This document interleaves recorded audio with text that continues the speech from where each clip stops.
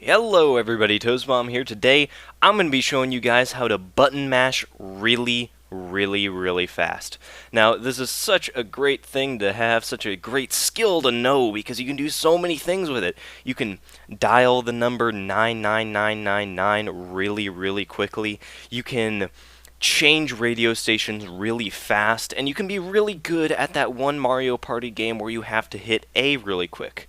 So, as you can see, the applications are absolutely endless, so this is definitely a skill you want to pick up. So, first let's get into the things that people do wrong. Now, the first thing that people do wrong is they try to mash the button like this. They just do it with their thumb, only moving like at this joint or whatever, and going like that. And they try to go as fast as they can, and you can get kind of fast. You can get kind of fast doing that, but it's not really that awesome. Like, you're not really going to get that quick. So, some people graduate from that and they go, okay, well, that's not really working, so I need to do something else. So they end up kind of bending at the elbow, right at the elbow. They end up doing that, and that ends up kind of looking like this. They try to hammer it like that. And you can get pretty fast doing that, but it's not quite as fast as you could get doing this full arm twitching motion. And how you do that is you basically have to tense up your arm like you're in a arm wrestling fight, and you're holding the guy's arm and you want to rip it down, right? That's what you want to do. You want to have your whole arm tensed up. Your shoulder's going to be a little bit tense. Your elbow, your hand even, is going to be in this position pinching like this, so it's very tense and tight. And the key is this muscle right here, that thing right there that's flexing, that's right on your elbow, kind of the upper part. Like if you're giving a handshake with somebody, it would be the upper part, that little thing that pops out when you try to like squeeze your arm really tight.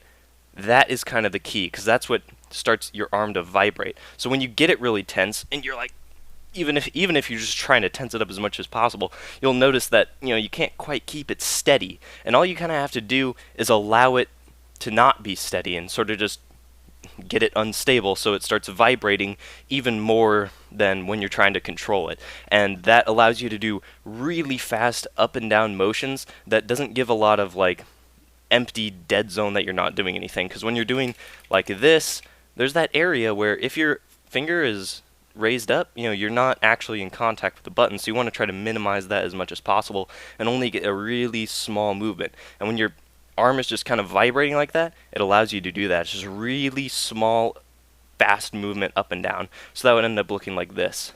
Oh yeah, and that's the other thing is this probably varies from person to person, but I really prefer to do the side of my index finger, because if you try to do like the pad or some other part, it has a little more cushion. But if you do like right on the side, like right next to your nail, it's nice and hard, so you won't be like pushing down in the button. It'll again just be less distance that you have to travel up and down for you to actually press the button. So that would end up looking like this when you go pretty quick.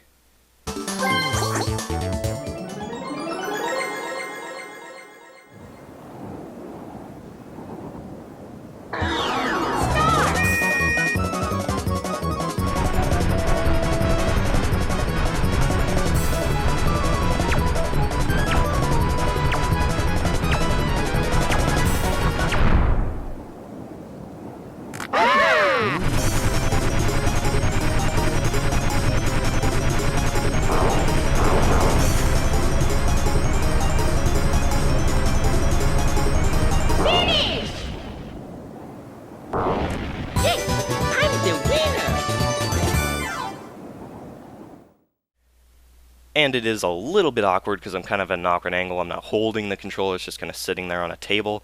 So it's not exactly optimal, so I was kind of missing some inputs. That's what you'll notice. Sometimes you'll be going really fast, and then sometimes you kind of lose it for a little bit, and you're like, I'm not quite pressing as much, so you kind of have to readjust. So that just kind of takes time to get used to. And then also, you'll actually notice if you do it a lot, like that little muscle that I was showing you that was bumping up and down that guy, that'll actually kind of get a little weak because it's being pressed so tightly. And if you're doing it for a while, like I have been, which is another reason I wasn't quite going as fast. I've been doing this for a little bit, recording this video and stuff.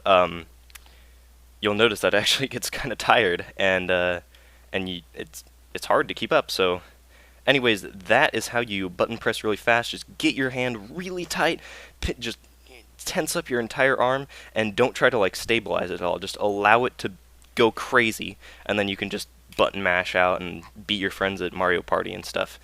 And actually, with this technique, you can get up to 13 button presses a second. I actually can do around 11, a little bit more than 11 sometimes. So pretty much, like in that Mario Party game, it is 10 seconds long, and I think my most is like 118. So it's almost 12, but I can do 11 really consistently. And then even if you're, just starting out with this, you're not as good at this or whatever, I think 9 would probably be a pretty easy thing to get. 9 button presses a second wouldn't be super duper difficult with this technique. So anyways, that is how you button mash really fast. If you like the video, you can leave a like or a comment, or you could subscribe because I post new Halo videos every day. And yes, they're Halo videos. This is not obviously a Halo video, but if you're interested in Halo and you want to check out the channel, feel free to do so. So anyways, see you later. Bye.